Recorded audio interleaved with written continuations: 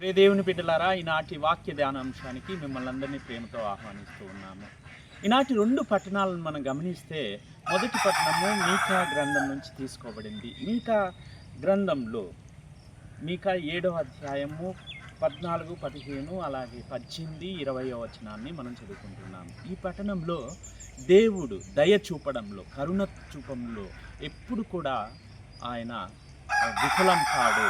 తన యొక్క జాలి దయ అపారంగా మన పైన ఉంటుంది అనే మాటలు మనం వింటాం. దాంతోపాటు ప్రవక్త చెప్తాడు, who is God like you, నిన్ను మించిన దేవుడు మాకెవరున్నారయ్యా అనే మాటలు మనం వింటాము. అలాగే ఈనాటి లూకా సువార్త 15వ అధ్యాయంలో మనము తప్పిపోయిన కుమారుని యొక్క ఉదాంతం గురించి మనం వింటాం.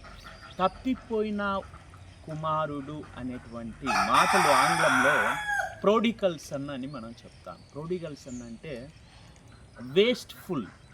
మనం మామూలుగా ఏదన్నా ఆదాయం వచ్చే దానిపైన ఇన్వెస్ట్ చేస్తాం. ఇక్కడ ఫాదరు ఎందుకు పనికిరాని కుమారుని పైన తన యొక్క ప్రేమను, తన యొక్క జాలిని, కరుణను ఇన్వెస్ట్ చేస్తున్నాడు అని దీని యొక్క అర్థం. నవీన కాలంలో ఈ రోజులు కూడా ఇలాంటి తల్లిదండ్రులు లేకపోలేదు. వాళ్ళ బిడ్డలు ఎంత పనికి మాలినా కూడా వారిపైన వారి ప్రేమను, జాలిని, వారికి ఉన్నవన్నీ కూడా ఇన్వెస్ట్ చేస్తూ ఉంటారు. అటువంటి బిడ్డలందరికీ కూడా ఈ యొక్క ఉపమానము ఒక అర్థం పడుతూ ఉంది. మనం కూడా అందులో చూసుకోగలము. మనం కూడా ఈ యొక్క ఉపమానాన్ని చూసినప్పుడు ఎన్ని రకాలుగా దూరం అయిపోతున్నాం. మొట్టమొదటిగా దేవుని నుంచి, తండ్రి నుంచి దూరం అవుతుంటాం. రెండోదిగా మన నుంచి మనమే దూరం అవుతూ ఉంటాము. ఇంటి నుంచి దూరం అవుతూ ఉంటాము. మన ప్రజల నుంచి దూరం అవుతూ ఉంటాము. అయితే ఈ యొక్క తపస్కాలంలో తండ్రి దగ్గరికి తిరిగి వచ్చి తండ్రి ఇంటిని చేరాలనేదే, తండ్రి యొక్క ఒడిలో ఉండాలనేదే, ఆ పాపం నుంచి లేచి తండ్రి ఇంటికి, దేవుని సన్నిధిలో మనం జీవించాలన్నదే ప్రధానమైనటువంటి ఉద్దేశము ఈ యొక్క లూకా సువార్త 15వ అధ్యాయం.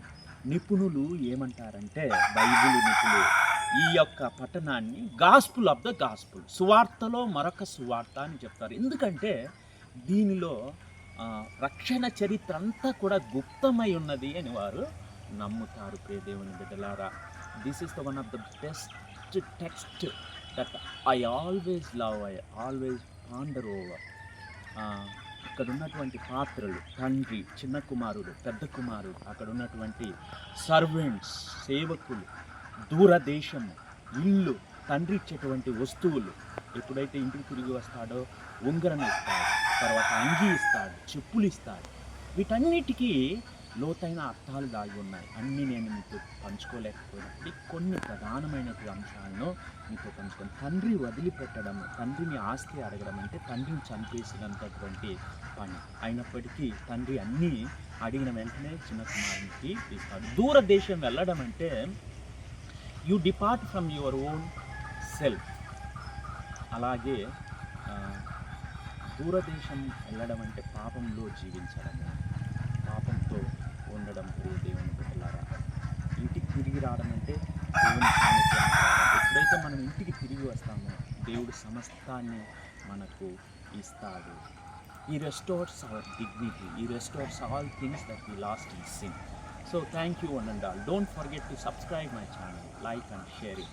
You just see behind my whole look. My garden, little garden. Don't forget to like and subscribe them. God bless you all.